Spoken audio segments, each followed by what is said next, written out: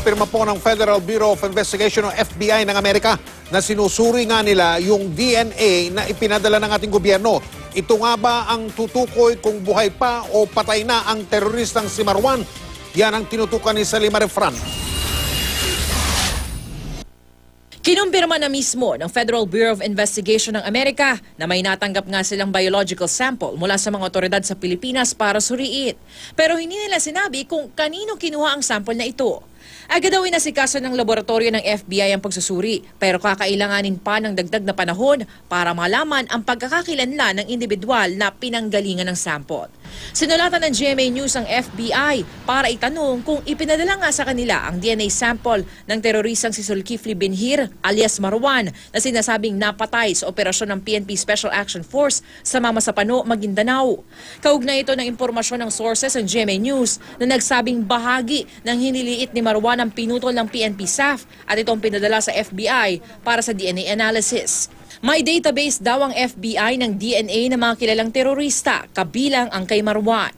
Dito raw ikukumpara kung tutugma ang DNA sample na ipinasuri ng gobyerno ng Pilipinas sa FBI. Nilinaw din ng FBI na hindi sila kasali sa pagpaplano at maging sa mismong operasyon ng PNP staff sa Mamasapano, Maguindanao.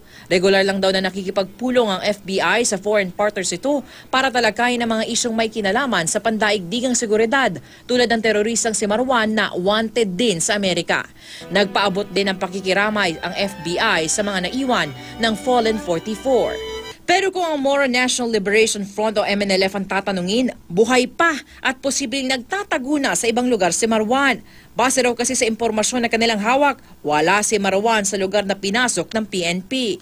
Marwan was not present at the very time when the arrest was to be effected. So wala siya doon. What are the basis of killing the people that Marwan is dead?